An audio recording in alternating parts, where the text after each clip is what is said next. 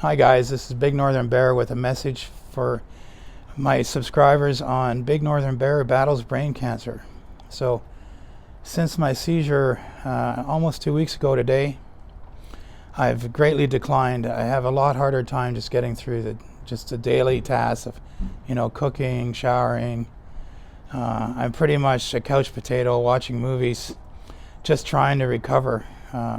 Sleep is a huge factor. I feel like I'm recovering about 5% a day. Pretty slow comeback.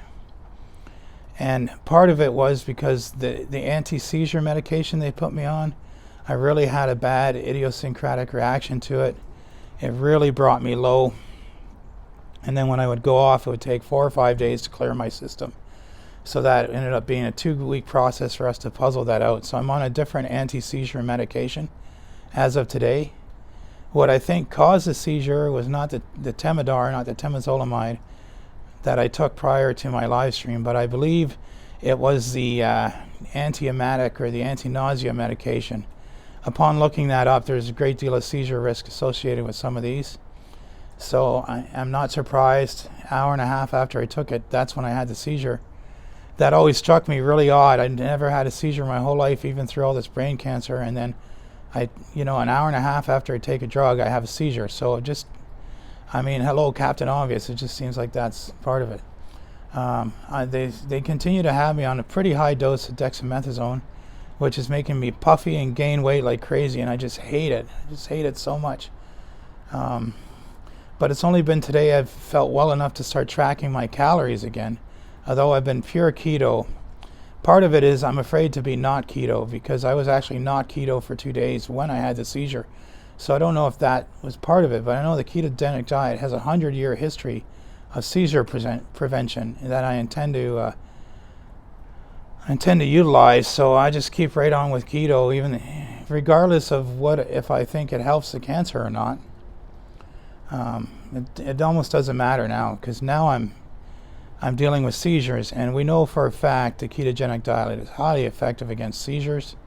Even Epilepsy Society recommends it for treatment-resistant seizures. So there's zero controversy, there's zero doubt about that. So I'll continue with my 4-to-1 ketogenic diet. And hopefully I start actually testing blood ketones again tomorrow, now that I have a bit more energy for this sort of stuff. My blood pressure has been good. My heart's been good. Some ectopic beats, but I'm on a lot of extra medication these days that might trigger ectopic beats. So I think my AFib is still well under control. And as long as I keep my blood pressure under control, I'm hoping that remains to be the case. I haven't been doing my walks. I want to be out doing my walks again, but with the seizure risk, I think I'm going to keep my walks on the treadmill going forward. And I didn't sleep quite as well last night as I'd hoped, so I'm not going to push myself today. So maybe tomorrow I can get a walk in on the treadmill and just start that process again. Because nothing brought me out of the low funk laughs time like daily walks did. It was the most effective thing I could have done. So I look forward to restarting those just as soon as I can. And then the day after Boxing Day, I resume chemotherapy and radiation. And I'll be using the other anti-nausea medication that prescribed, with the hopes that doesn't trigger a seizure the way the first one did. It seems like a no-brainer just to use the other one, considering what happened. I just don't need more seizures in my life, And honestly, the Temodar wasn't really making me that sick. So I'm not 100% sure I need it, but everyone's like, we hear that all the time. People don't take it, and then they regret it. So I'm okay with learning from other people's mistakes, and I'll just take the other one that I have, and if that starts giving me seizures, then we can reevaluate whether I really need this as stuff, because I can always try the Temodar on a weekend when I'm not traveling to the hospital, and if I throw up, it's not a big risk, So it's been I would have thought after a craniotomy and bouncing back from that the way I did, that something like a seizure would be nothing. But really, the seizure really triggered off a whole thing. And it just makes you realize how fragile life can be. And it just really makes you realize that you might feel like you've got control of things, but the body has a way of reminding you that, hey, you're not necessarily in charge here. So, when that happens, I mean, I bet that happens to everyone with cancer on their journey. And for me, it really set me back emotionally and physically, because suddenly there's just stuff I can't do anymore. Like, I can't go down into my basement because if I have a seizure down there, the ambulance, they can't get me out. So there's a whole section of my house that I used every day for all kinds of stuff I can't use anymore.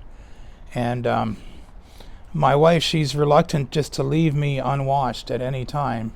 So that's stress producing for her. And so we bought these little cameras and put them in the house, so at least if she's working in another part of the house, she can feel like she's keeping an eye on me.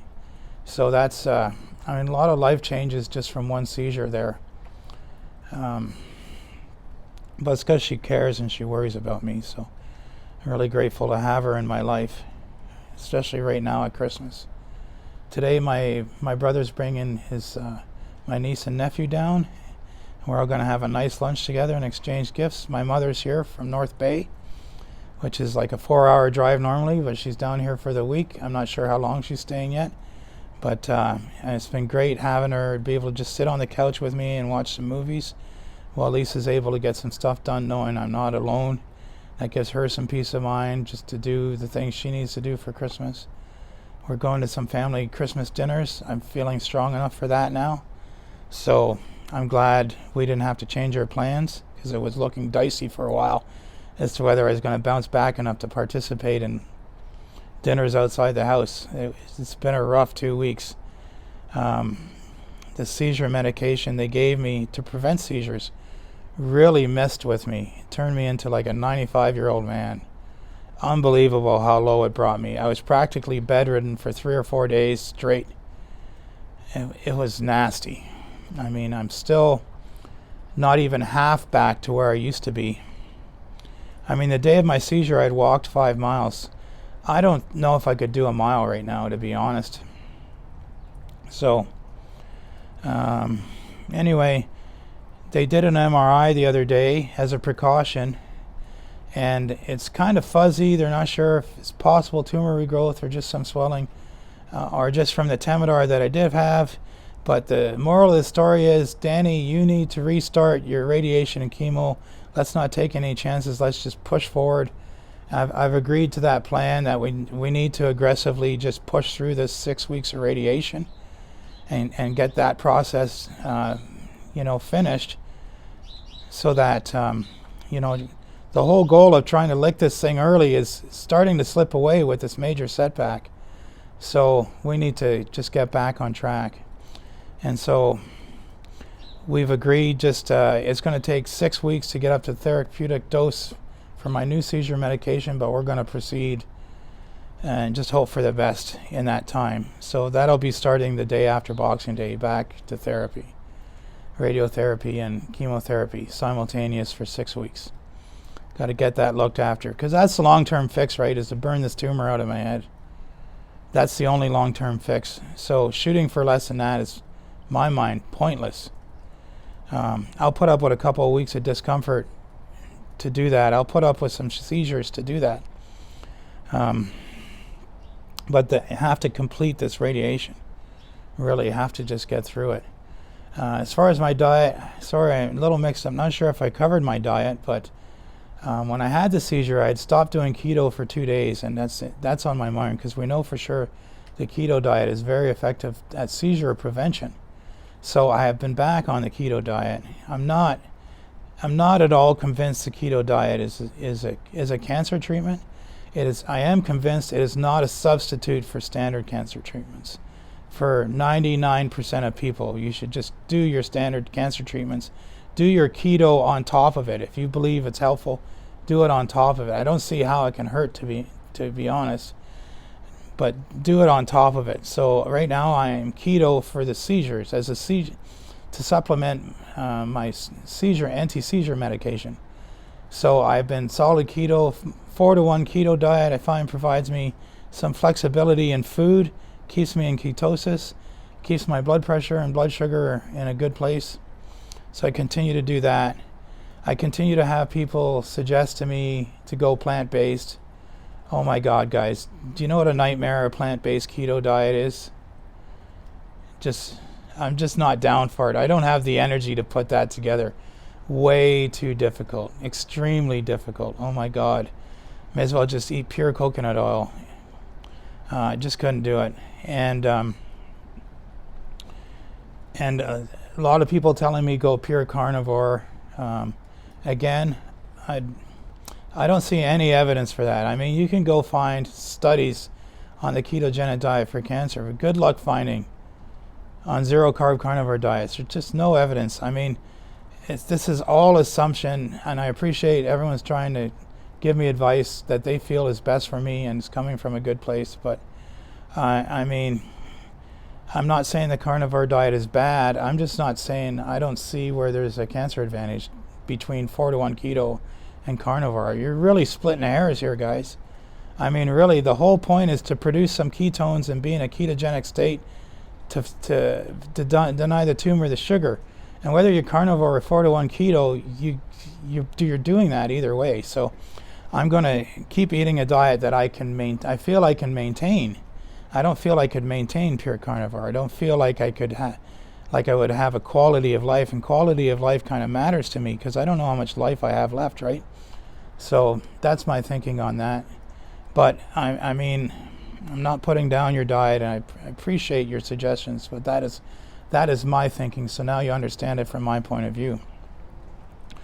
Some of the interesting stuff I get is, stuff like turmeric and all this stuff. I mean, I probably been suggested about 60 different substances at this point that will cure my cancer, but I'm sorry, I just don't have the energy to try such a long, exhaustive list and sort it out, or probably the time.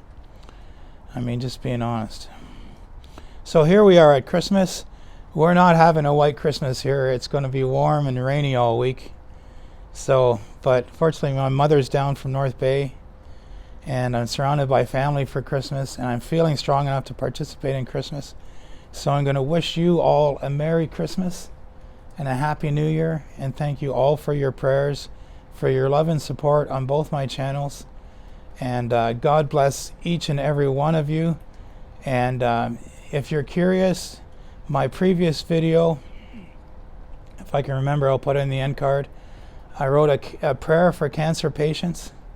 It'd be great if you could share that, or if you found that useful, you could share that with anyone you know who has cancer. And I think it's a beautiful prayer for cancer patients. And God bless all of you, and Merry Christmas. Let's have peace on earth. I'm hoping for that. Okay, everyone, this is your friend, Big Northern Bear, out.